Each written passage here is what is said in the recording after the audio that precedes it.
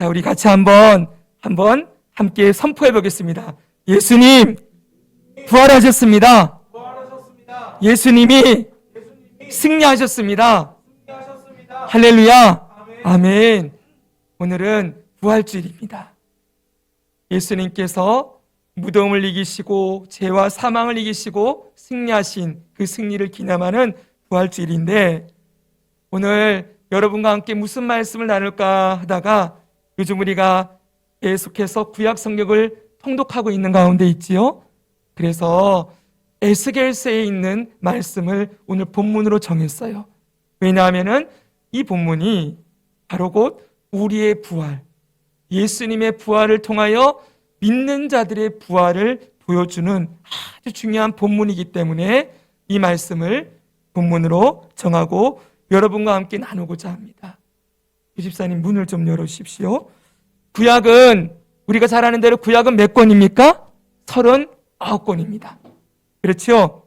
근데 그 중에 한번 보십시오. 17권. 저기 빨간 모양으로 되어 있는 이곳이 선지서들이에요. 17권이 선지서로 구성이 되어 있어요. 자, 이 선지서들 17권이면 39권에서 17권이면 거의 절반 정도 되는 거죠. 그렇죠? 절반 좀 못 미치게.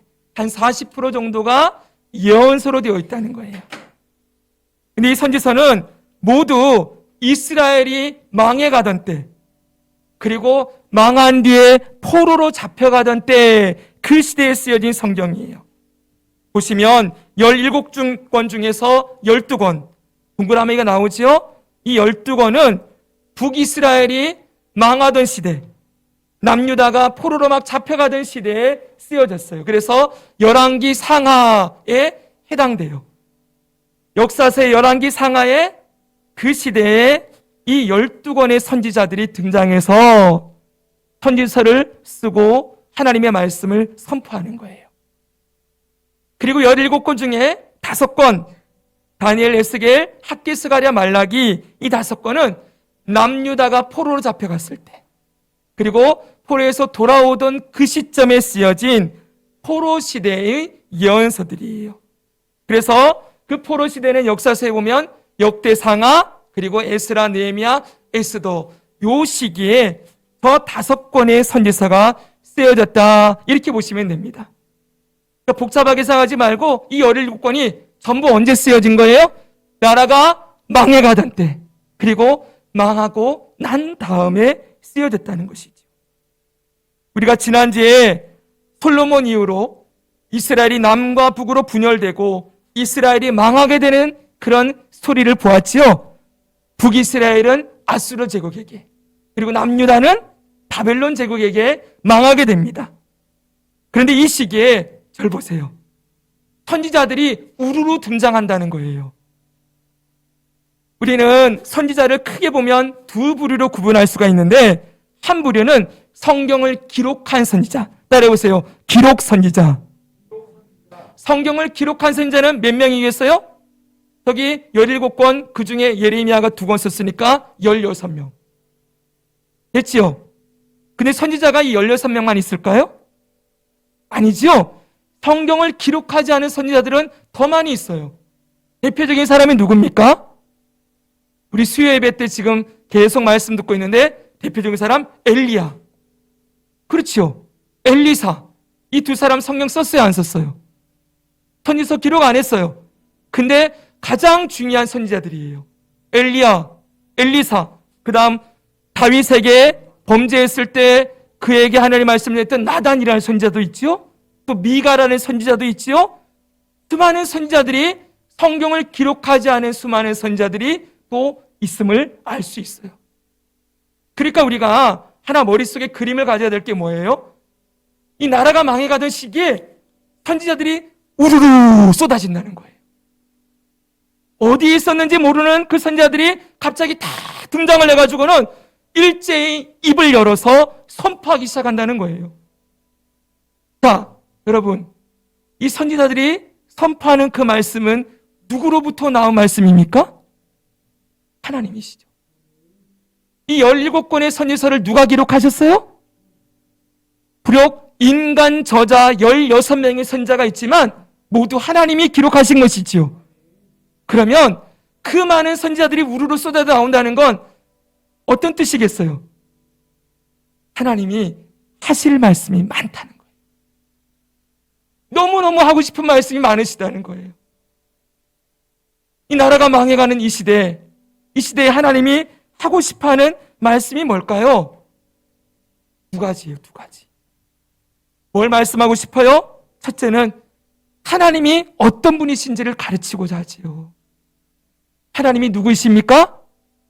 이 나라의 왕이잖아요. 그리고 하나님 누구십니까? 창조주시지요. 하나님이 누구십니까?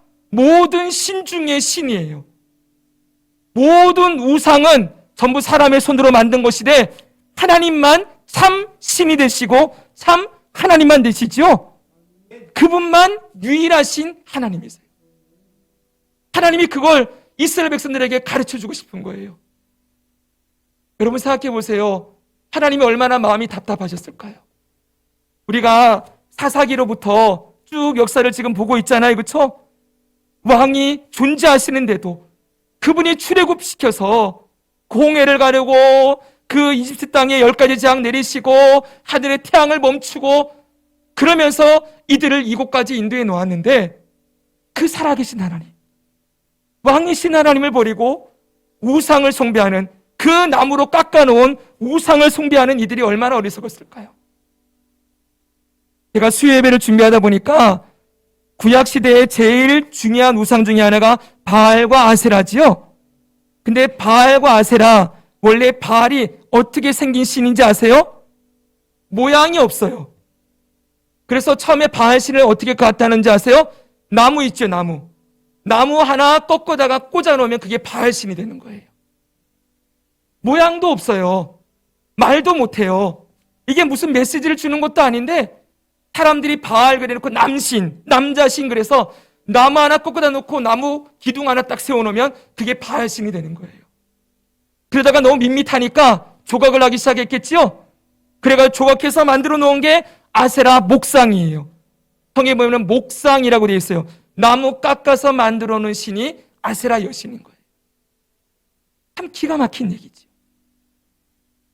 자, 하나님이 이 선지자를 통하여서 하시고 싶은 말씀이 얘들아, 내 사랑하는 백성들아, 그 우상들 그게 너희에게 말이나 하더냐? 그게 너희의 삶에 뭘 주더냐? 그게 너희 삶의 능력으로 어떤 일을 행하는 일이 있더냐? 전부 죽어있는 신이고 깎아서 만든 신이고 헛되고 헛될 뿐인 우상을 너희가 살아있는 나를 버리고 왜 우상을 섬기고 있느냐? 나를 좀 봐라. 내가 너희의 하나님이다. 내가 살아있는 유일한 여호와다. 이것을 말씀하시는 거예요. 두 번째, 이 우르르 쏟아지는 선지자들을 통하여서 하나님 하시는 말씀은 무엇입니까? 하나님이 하시는 일을 설명하시는 것이죠. 하나님이 무슨 일을 하십니까? 하나님은 두 가지 하십니다. 공의를 베푸시고, 따라합시다. 공의를 베푸시고 사랑하신다. 네, 공의와 사랑을 베푸시는 분이시다. 그런데 여러분, 이게 무서운 얘기예요.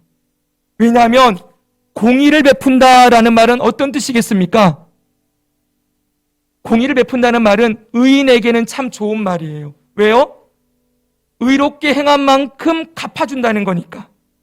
의를 행한 만큼 갚아준다는 거지만 죄인에게는 공의를 행한다라는 말보다 무서운 말이 없어요. 왜요?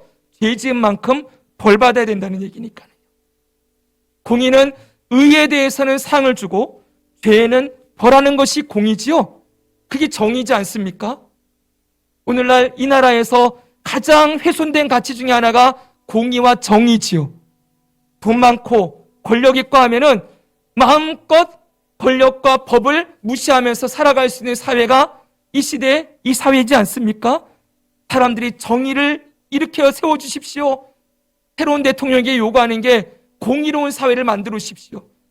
옛날에 사람들이 이게 나라냐 이렇게 외쳤어요. 그런데 여러분, 사람은 다 똑같지요. 그 안에 죄인이기 때문에 아무리 입으로 정의를 외쳐도 사람은 진정한 정의를 행할 능력도 정의를 알 수도 없는 자들이에요. 근데 하나님은 정의로우신 분이시죠. 그분만이 진정한 심판자가 되시는 거예요. 그러니 하나님이 이스라엘 백성들에게 그들이 범한 죄에 대해서 심판을 선포하셔야 되겠죠? 그러나 동시에 하나님은 사랑의 하나님이세요. 그렇기 때문에 자기 백성 이스라엘을 심판하셔야 되지만 동시에 사랑하셔야 되는 거예요. 그래서 두 가지 메시지를 항상 선지서를 통해서 하고 있어요. 따라해 봅시다. 심판하시나 구원하신다. 한 번만 더요. 심판하시나 구원하신다. 이 얘기를 선지자들을 통해서 하나님이 메시지를 던지시는 거예요. 자, 지금 이스라엘이 망하고 있습니다. 이들이 망하게 된 이유는 분명해요. 하나님을 버리고 우상을 섬겼기 때문에 하나님의 징계가 임하고 있는 거예요. 하나님은 분명히 가나안 땅에 이스라엘이 들어가기 직전에 신명기, 가나안 땅을 앞에 둔 모압 평지에서 신명기를 통해서 모세의 입을 통해서 이렇게 말씀하셨어요. 말씀 볼까요? 신명기 28장 2절부터 봅니다. 내가 내 하나님 여호와의 말씀을 청종하면 이 모든 복이 내게 임하여 내게 이르리니 성읍에서도 복을 받고 들에서도 복을 받을 것이며 내 몸의 자녀와 내 토지의 소산과 내 짐승의 새끼와 소와 양의 새끼가 복을 받을 것이며 내 광주리와 떡 반죽 그릇이 복을 받을 것이며. 그렇죠, 여러분? 이렇게 복을 받는 건데 근거가 뭐예요? 내가 내 하나님 여호와의 말씀을 성종하며. 여기에요. 근데 그 다음에 28장 똑같은 장입니다. 15절부터 이렇게 말씀합니다. 내가 만일 내 하나님 여호와의 말씀을 순종하지 아니하여 내가 오늘 내게 명령하는 그의 모든 명령과 규례를 지켜 행하지 아니하면 이 모든 저주가 내게 임하며 내게 이를 것이요 내가 성읍에서도 저주를 받으며 들에서도 저주를 받을 것이요 쭉쭉쭉 가다가 끝에 가면 내가 들어와도 저주를 받고 나가도 저주를 받으리라. 이게 하나님의 공입니다. 하나님의 말씀이었어요. 하나님은 공의 하나님이시기에 말씀하신 대로 법을 집행하시는 것입니다. 그래서 북이스라엘이 망하고 남유다가 망하는 거예요. 그러나 여러분, 하나님은 동시에 사랑의 하나님이라고 했지요. 이들을 버리실 수가 없습니다. 그래서 이들을 구원하시겠다, 반드시 다시 살려 놓으시겠다라는 메시지를 전하는 것이 선지서이고, 이 선지서 중에서 특별히 하나님의 구원, 하나님의 회복에 대해서 말씀해 주시는 성경이 바로 포로 시대의 목록인 거예요. 앞에 보여주세요. 하시오. 포로 시대의 목록 뭐예요? 여기 보면 다니엘, 에스겔, 학개, 스가랴, 말라기. 이 5권이 특별히 하나님의 구원과 회복에 대한 메시지를 분명하게 선명하게 보여주는 선지서 목록이라고 할 수 있습니다. 자, 성도 여러분, 우리가 여기서 잊지 말아야 될 것이 있어요. 이스라엘은 어떤 나라예요? 하나님의 나라죠. 그렇죠? 따라합시다. 하나님의 나라. 이 나라의 왕은 누구십니까? 하나님이십니다.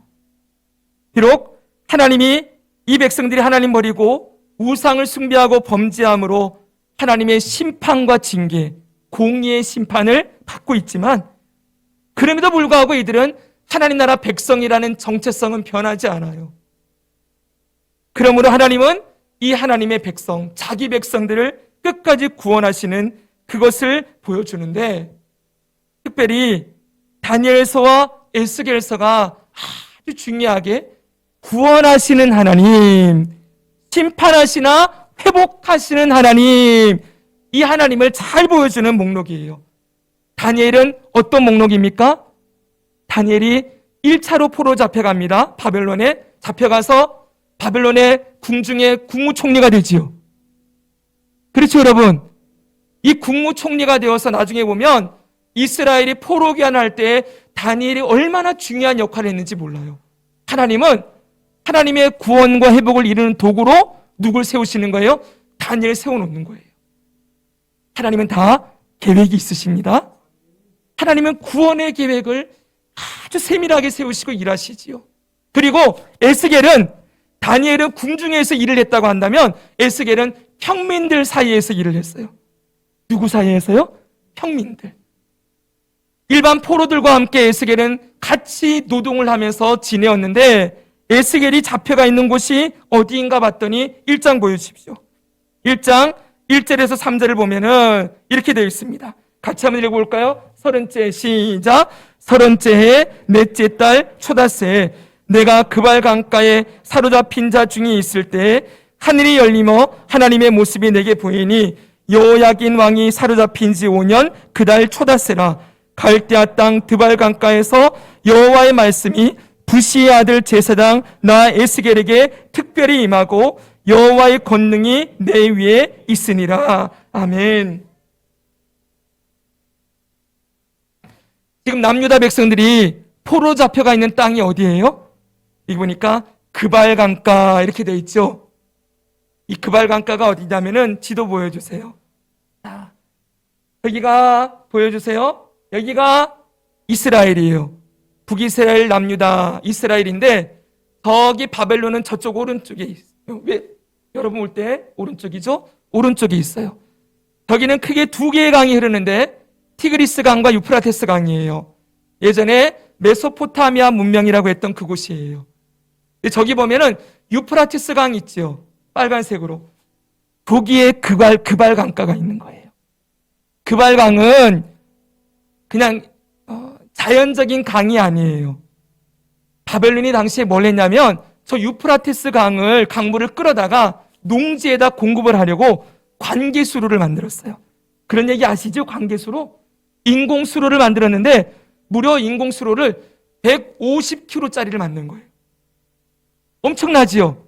그러니 그 150km 되는 관계수를 만드는 일에 얼마나 많은 인력이 동원됐겠어요?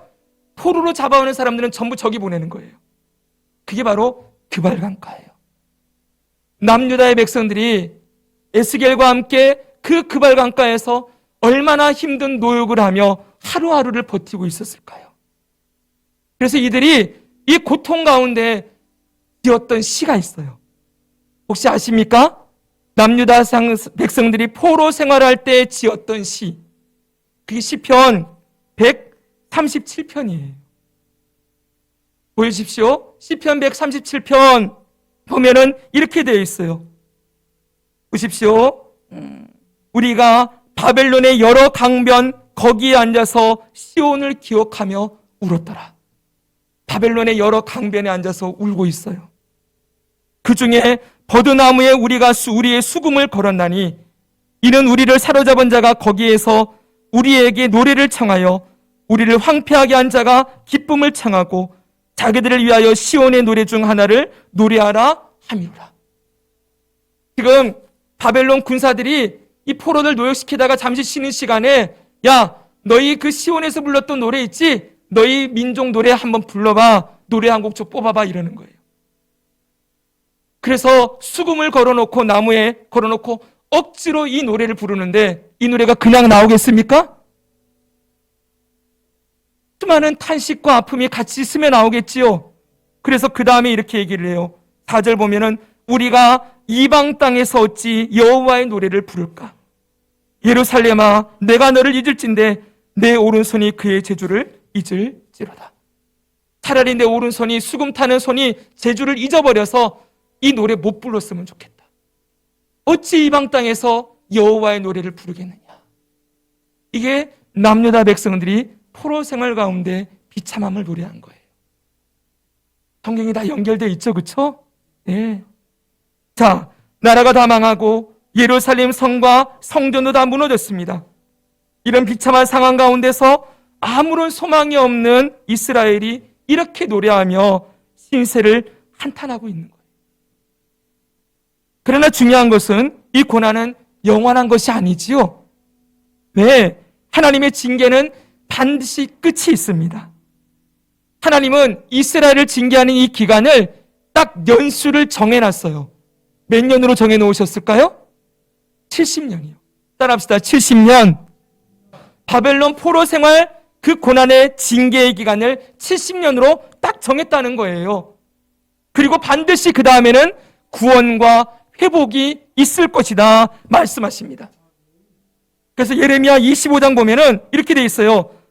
이 모든 땅이 폐허가 되어 놀랄 일이 될 것이며 이 민족들은 70년 동안 바벨론 왕을 섬기리라. 이미 포로로 잡혀가기도 전에 하나님은 예레미야 선지자를 통하여서 70년 동안만 포로 생활을 하게 될 것이다 정해 놓으셨어요. 29장에도 이렇게 얘기했어요. 여호와께서 이와 같이 말씀하시니라. 바벨론에서 70년이 차면 내가 너희를 돌보고 나의 선한 말을 너에게 성취하여 너희를 이곳으로 돌아오게 하리라. 할렐루야. 아멘. 70년이 지나면 너희를 이곳으로 돌아오게 하리라. 하나님은 심판하시나 구원하시는 분이시지요. 공의를 베푸시나 사랑도 베푸시는 분이십니다. 그런데 여기서 우리가 중요하게 생각할 게 하나 있어요. 이건 하나님의 입장에서 볼 때 중요한 거예요. 지금 바벨론에 포로로 잡혀가 있는 이스라엘이 어떤 사람들이죠? 반역자들이잖아요. 배반자들이지요. 하나님 입장에서 볼 때는 하나님 버리고 우상 좋다고 쫓아갔던 배반자, 반역자들이에요. 그렇죠, 여러분? 그러면 이들이 바벨론 땅에 70년 포로 생활을 했다고 해서, 쉽게 얘기하면 70년 감옥에 집어넣었다고 해서 그 죄성, 그 본성이 쉽게 변할까요? 요즘 우리나라 형량이 너무 작다 그러면서 저 사람은 20년은 살아야 되는데, 종신형을 때려야 되는데 왜 10년만 살고 내보냅니까?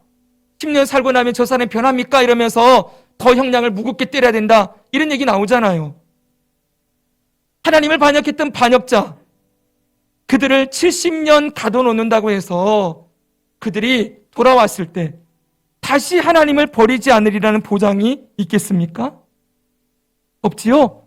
언제든지 이들이 세상 말로 수틀리면, 이익이 없으면 언제든지 하나님 버릴 수 있겠지요. 또 왜요? 이스라엘 역사가 그러하지 않았습니까? 그럼 하나님이 또 어떻게 해야 돼요? 또 징계해야 되겠죠.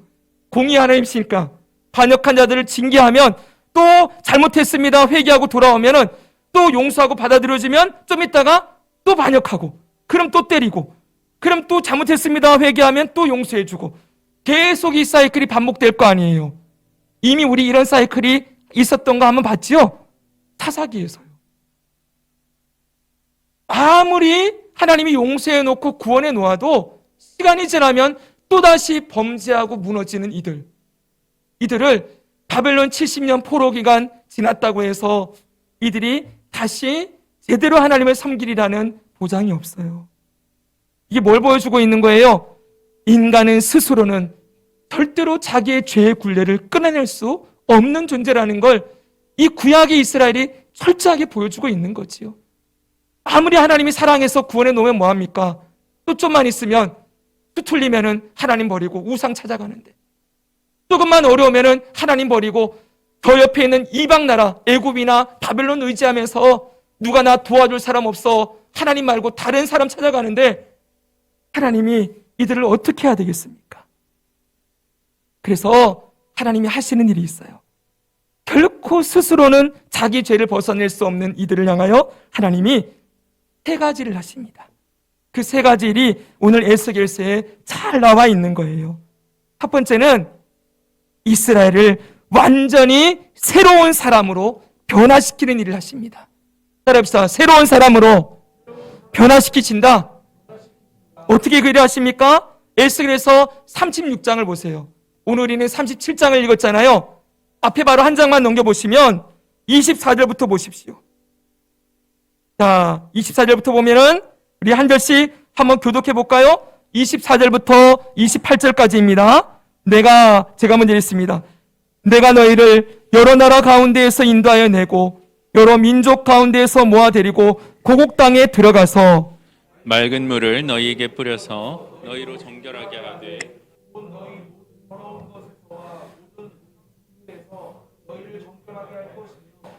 하나님이 하시는 일이 뭐예요? 맑은 물을 뿌려서 정결하게 하신대요. 모든 더러운 것 우상 숭배에서 깨끗하게 하신다. 그리고 26절입니다. 새 영을 너희 속에 두고 새 마음을 너희에게 주되 너희 육신에서 굳은 마음을 제거하고 부드러운 마음을 줄 것이며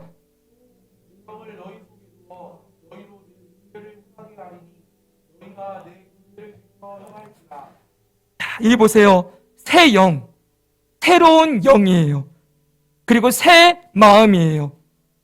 하나님이 주시는 영, 하나님이 주시는 마음을 주어서 어떻게 한대요? 굳은 마음을 제거하고 부드러운 마음을 주겠다. 그 다음에가 중요해요. 27절에 또 내 영을 너희 속에 두어. 따라합시다. 내 영을 너희 속에 두겠다. 내 영이 누구의 영이에요? 하나님의 영. 하나님의 영을 너희에게 두어서 너희가 내 율례와 법도를 지키게 하겠다. 지금까지 이스라엘이 하나님의 법을 지키지 못했어요. 왜요? 자기 힘으로는 안 되는 거예요, 이게요. 자기 뜻대로는 결코 자기를 변화시킬 수가 없는 거예요. 그래서 하나님이 아예 마음을 바꿔버리겠대요. 새로운 마음, 굳어져 있는 마음을 끄집어내고 새로운 마음 집어넣어서 부드럽게 만들고 하나님의 영까지 불어넣으셔서 하나님의 말씀을 지키는 백성으로 완전히 바꿔놓겠다는 거예요. 이게 하나님이 하시겠다는 첫 번째 일입니다. 그리고 두 번째 일은 무엇입니까? 죄로 말미암아 죽었던 이스라엘을 살리시겠다. 이렇게 말씀하시는 거예요. 이게 오늘 본문이에요. 우리가 에스겔서 37장을 읽었지요. 우리 1절과 2절을 같이 한번 읽겠습니다. 여호와께서 시작. 여호와께서 권능으로 내게 임재하시고 그의 영으로 나를 데리고 가서 골짜기 가운데 두셨는데 거기 뼈가 가득하더라. 나를 그 뼈 사방으로 지나가게 하신지로 본즉 그 골짜기 지면에 뼈가 심이 많고 말랐더라. 아멘. 여러분, 이건 환상입니다. 여호와의 영이 에스겔의 영을 이끌고 어느 지역으로 갔는데 골짜기가 있는데 거기 마른 뼈가 가득한 거예요. 그 마른 뼈를 보여주시는 환상을 하나님이 보여주시는 것이죠. 그 마른 뼈가 가득한 골짜기로 그의 영을 데려가셔서 하나님께서 이렇게 말씀하십니다. 5절 6절 주 여호와께서 이 뼈들에게 이같이 말씀하시기를 내가 생기를 너희에게 들어가게 하리니 너희가 살아나리라. 너희 위에 힘줄을 두고 살을 입히고 가죽으로 덮고 너희 속에 생기를 넣으리니 너희가 살아나리라. 또 내가 여호와인 줄 너희가 알리라 하셨다 하라.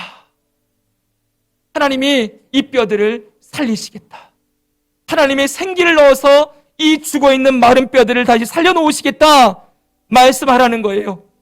에스겔이 그 말씀을 대언합니다. 그랬더니 이 뼈들이 살아나는데 10절 읽겠습니다. 10절 시작. 이에 내가 그 명령대로 대언하였더니 생기가 그들에게 들어가매 그들이 곧 살아나서 일어나 서는데 극히 큰 군대더라. 아멘. 이 마른 뼈들이 살아나서 군대가 되었어요. 여러분, 이 환상이 어떤 의미인지 해석이 있어야 되겠지요. 하나님이 해석까지 친절하게 말씀해 주셨어요. 11절 보십시오. 하나님이 이 뼈들이 어떤 누구인지를 얘기해 주세요. 11절 읽습니다. 시작. 또 내게 이르시되 인자야 이 뼈들은 이스라엘 온 족속이라. 그들이 이르기를 우리의 뼈들이 말랐고 우리의 소망이 없어졌으니 우리는 다 멸절되었다 하느니라. 그러므로 시작. 그러므로 너는 태어나여 그들에게 이르기를 주 여호와께서 이같이 말씀하시기를 내 백성들아 내가 너희 무덤을 열고 너희로 거기에서 나오게 하고 이스라엘 땅으로 들어가게 하리라. 아멘. 이들이 누구라고요? 이스라엘 백성들이요. 이들이 하나님을 버리고 우상 숭배하고 범죄함으로 하나님의 징계를 받아서 완전히 마른 뼈가 남은 것처럼 다 부서져 버렸어요. 소망도 없다. 우리는 다 멸절되었다. 끝이다. 그러나 하나님이 말씀하시지요. 내가 너희를 너희 무덤에서, 어디서요? 무덤에서. 너희가 죽어있는 그 무덤 가운데서 내가 너희를 이끌어내어 살려서 내가 반드시 너희를 이 땅으로 돌아오게 하겠다. 이 하나님이 하시고자 하시는 두 번째 일이에요. 첫 번째는 뭘 하신다고요? 새 사람으로 바꾸는 것. 두 번째는 죽어있던 이스라엘을 살려내시는 것. 세 번째가 뭐냐면 바로 무너진 성전을 다시 세우는 일을 하시는 거예요. 여러분 성경을 보겠습니다. 성경 보면 40장입니다. 여러분 그 뒤에요. 40장 보십시오. 40장부터 보면 제목만 한번 볼까요? 성경에 여러분 성경에 제목이 있는 책이면 좋습니다. 그러면 제목만 보면 40장에는 이상 중에 본 성읍, 동쪽을 향한 문, 바깥들, 북쪽을 향한 문, 남쪽을 향한 문, 안뜰 남쪽 문 이렇게 돼 있죠. 혹시 제목이 없으시면은 앞에 화면을 보시면 됩니다. 41장은 뭐라고 돼 있어요? 성소와 지성소와 골방들, 서쪽 건물, 성전의 넓이, 나무 제단과 성전의 문들 등등. 42장은 뭐예요? 제사장 방, 그리고 쭉 나와요.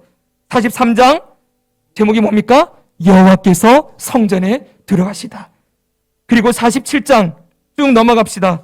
넘어가면은 성전에서 나오는 물. 48장 각 지파의 목과 거룩한 땅. 무슨 얘기하는 것 같아요? 성전이 다시 세워지는 거예요. 하나님께서 무너져 있는 예루살렘 성전을 다시 일으키시겠다 말씀하신 다음에 맨 끝에 48장 35절입니다. 에스겔서의 결론이에요. 결론 있습니다. 시작. 그날 후로는 그 성읍의 이름을 여호와 삼마라 하리라. 아멘. 이 예루살렘 성전과 성을 다시 일으킨 다음에 하나님이 이렇게 말씀하시는 거예요. 이 성읍의 이름을 뭐라 하리라? 여호와 삼마라 하리라. 여호와 삼마가 무슨 뜻인지 아십니까? 여호와께서 거기 계시다. 이걸 신학의 언어로 바꾸면 바로 임마누엘이 되는 거예요. 하나님이 성전을 다시 세우고 내가 거기에 영원히 함께하겠다, 떠나지 않겠다. 바로 임마누엘 하시겠다, 여호와 삼마로 에스겔서는 끝이 나고 있어요. 멋지지 여러분? 이게 전부 무엇입니까? 이스라엘의 구원과 회복을 위한 청사진이에요.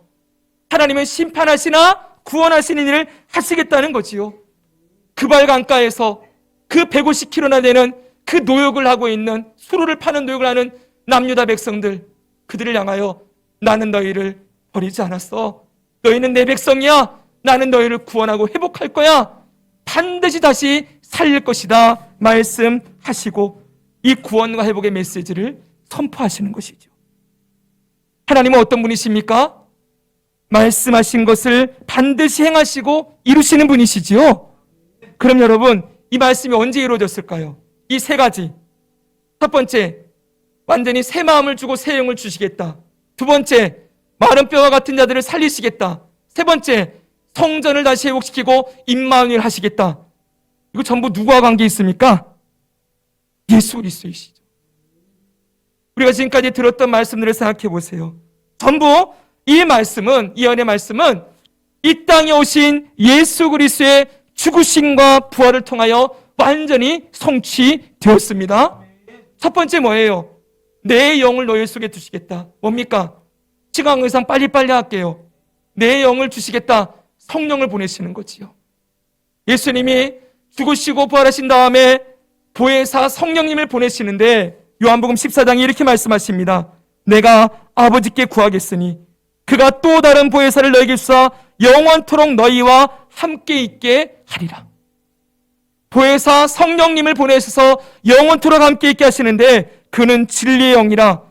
세상은 능히 그를 받지 못하나니 이는 그를 보지도 못하고 알지도 못함이라. 그러나 너희는 그를 아나니 그는 너희와 함께 거하시며 너희 속에 계시겠습니다. 사랑하는 성도 여러분, 예수 그리스도를 믿는 자에게는 성령께서 거듭나게 하시고 성령이 내주하셔서 그로 하여금 하나님의 법을 지키고 말씀을 따라 살아가도록 그의 영혼을, 그의 삶을 붙드시는 분이 바로 성령님이십니다. 그 성령님이 진짜 오시는 거예요. 지금 우리 안에 누가 계십니까?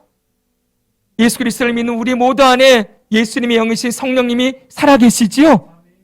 그분이 우리로 하여금 말씀을 지키고 에스겔서의 말씀대로 하면 굳은 마음을 끊임없이 제거하고 부드러운 마음을 주셔서 여호와의 말씀에 순종하며 살아갈 수 있도록 이끌어 주십니다. 성취되었어요. 두 번째, 마른 뼈가 살아난다. 이건 예수를 믿는 모든 자들이 경험하게 될 바로 부활에 대해서 말씀하고 있는 것입니다. 이 마른 뼈와 같은 자들이 이스라엘만이 아니지요. 오늘 저와 여러분들도 마른 뼈와 같은 자들이었어요. 에베소서 2장 1절에 보면 너희는 허물과 죄로 죽었도다 이렇게 말씀하고 있어요. 사랑하는 성도 여러분, 우리는 죽었었습니다. 따라합시다. 나는 죽었었다. 우리 죽었었어요. 기도할 때 죽을 뻔했었던 우리들을 살려주신 것 엄밀하게 말하면 아니에요. 우리는 죄와 허물로 이미 죽었었어요. 하나님의 생명에서 떠나 있는 자들이었지요. 이 마른 뼈들이 이스라엘만이 아니라 이 땅에 하나님을 거부한 반역자로 살아가는 모든 죄인들을 보여주는 거예요. 그런데 예수님이 어떻게 하십니까? 그분이 부활하심으로 말미암아 죽어있던 우리들에게 예수님의 생명을 넣으셔서 무덤에서 우리를 일으키시고 죄와 사망과 죽음을 깨뜨리고 우리에게 영원한 영생, 부활의 생명을 선물로 주셨습니다. 할렐루야! 바로 이것이 오늘 이 말씀의 내용이에요. 그리고 25절 보십시오. 본문 25절 보면은 이런 말씀이 있어요. 내가 내 종 야곱에게 준 땅, 곧 그의 조상들이 거주한 땅에 그들이 거주하되 하나님이 그들과 그들의 자손손이 영원히 거기에 거주할 것이요. 그 다음 보세요. 내 종 다윗이 영원히 그들의 왕이 되리라. 에스겔서에 이미 내 종 다윗이 영원히 그들의 왕이 될 것이다. 그들이 누구예요? 무덤에서 살아난 자들이 그들이에요. 그들의 왕이 누구라고요? 내 종 다윗. 누구를 의미합니까? 다윗의 혈통으로 이 땅에 오신 예수 그리스도. 그분이 우리의 왕이 되시고 그 다음에 보면은 그분이 영원히 우리와 함께 하신다 이렇게 말씀합니다. 세 번째 예언은 다시 성전을 세우는 거라 그랬죠? 여러분, 여기에서 나오는 성전도 건물로서의 성전이 아니에요. 환상이었어요. 이 성전은 누구를 의미합니까? 바로 예수 그리스도를 의미하는 거예요. 요한복음 2장 보십시오. 우리 같이 한번 읽어볼까요? 예수께서 시작. 예수께서 대답하여 이르시되 너희가 이 성전을 헐라 내가 사흘 동안에 일으키리라. 유대인들이 이르되 이 성전은 46년 동안 지었거늘 내가 3일 동안에 일으키겠느냐 하더라. 그러나 예수는 성전된 자기 육체를 가리켜 말씀하신 것이라. 죽은 자 가운데서 살아나신 후에야 제자들이 이 말씀하신 것을 기억하고 성경과 예수께서 하신 말씀을 믿었더라. 아멘. 예수님이 성전으로 이 땅에 오셨지요.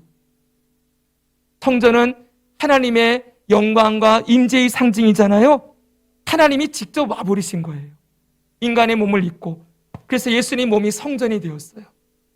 그리고 이제는 예수님 믿는 자에게 어떻게 하십니까? 예수님의 영이신 성령의 거하심으로 믿는 자가 성전이 되게 하시는 구원을 베풀어 주셨지요. 이 말씀도 곧 예수 믿는 자가 누리게 될 성전된 삶, 하나님의 임마누엘, 성전이 우리 안에 성령이 계셔서 영원토록 우리와 함께 살아주시는 여호와 삼마, 이게 임마누엘 하나님으로 우리에게 이루어졌다는 걸 생생하게 보여주는 말씀이지요. 그리고 이 말씀은 여러분 봅시다. 여러분 요한계시록에 보면은 새하늘과 새 땅에서 이 에스겔의 말씀이 그대로 이루어지는 걸 말씀해 주고 있어요. 요한계시록 22장 1절 2절을 한번 보세요. 조금만 더 봅시다. 또 그가 시작. 또 그가 수정같이 맑은 생명수의 강을 내게 보이니 하나님과 및 어린 양의 보좌로부터 나와서 길 가운데로 흐르더라. 강 좌우에 생명나무가 있어 12가지 열매를 맺되 달마다 그 열매를 맺고 그 나무 잎사귀들은 만국을 치료하기 위하여 있더라. 아멘. 보좌로부터 생명의 강이 흘러나오지요. 그리고 이 강 좌우로 생명나무가 있고 달마다 열매를 맺고 나무 잎사귀들은 만국을 치료한대요. 근데 이게 에스겔에서 47장, 아까 성전에 대한 예언이에요. 여기 1절 2절과 한번 비교해 보세요. 방금은 요한계시록의 말씀, 지금은 47장의 말씀. 에스겔서 강가 시작. 강 좌우 가에는 각종 먹을 과실나무가 자라서 그 잎이 시들지 아니하며 열매가 끊이지 아니하고 달마다 새 열매를 맺으리니 그 물이 성소를 통하여 나음이라. 그 열매는 먹을 만하고 그 잎사귀는 약 재료가 되리라. 아멘. 새롭게 지어질 성소에서, 성전에서 물이 나오는데 그 물이 흐르는 곳마다 생명이 살아나고 과일나무가 맺혀지고 그 열매는 먹을 만하고 잎사귀는 약재료가 되리라. 이 말씀이나 아까 읽었던 요한계시록의 말씀이나 똑같지요. 우리가 부활하여서 영원토록 살게 될 새하늘과 새 땅에서 성전 대신 예수님을 통하여서 우리가 생명의 물을 먹으며 살게 될 것이라는 걸 에스겔서에 미리 보여주고 있는 거예요. 기가 막히죠? 성경은 하나님의 말씀이에요. 1.1획도 변함없는 정확한 말씀이지요. 그럼 여러분, 이 말씀이 우리에게 주는 의미가 뭡니까? 첫째는 이 에스겔의 예언의 말씀은 예수님의 죽으심과 부활을 통하여 다 성취되었고 앞으로도 성취될 것입니다. 또한 여러분, 이 말씀은 오늘 우리에게도 직접적인 연관이 있어요. 이 에스겔의 말씀이 예수 그리스도의 죽으심과 부활을 통하여 이루어졌다 그랬죠? 예수님을 믿는 자에게 다 이루어졌습니다. 그러므로 한번 따라합시다. 우리는 새 영과 새 마음 그리고 성령님이 거하시는 존재가 되었다. 할렐루야. 또 합시다. 우리는 이전에 마른 뼈와 같은 존재들이었으나 예수님의 생명으로 살아난 부활 생명, 영생을 소유한 자들이 되었다. 그리고 우리는 성전이 되시는 예수님이 영원토록 함께 하시는 임마누엘의 은혜를 누리는 자들이 되었다. 아멘. 이게 우리에게 보여주시는 중요한 증거들이에요. 여러분, 결론입니다. 오늘 에스겔을 선지자를 통하여 마른 뼈가 살아난 환상을 보았는데 끝에 결론으로 꼭 나누고 싶은 게 하나 있어요. 이 마른 뼈와 같은 자들이 살아났잖아요. 그런데 그냥 살아난 정도가 아니지요. 이들이 어떤 사람이 됐대요? 큰 군대더라, 이렇게 얘기했어요. 그냥 살려낸 정도가 아닌 거예요. 하나님은 이스라엘 백성들이 그냥 죽었다가 살아나는 정도로 그치는 것을 원하지 아니하였어요. 하나님이 정말 만들고 싶어하는 이스라엘은, 따라합시다, 하나님의 군대, 하나님의 군사, 하나님의 군대, 군사와 같은 사람들을 만들어내기를 원하셨다는 거예요. 군대는 누굽니까?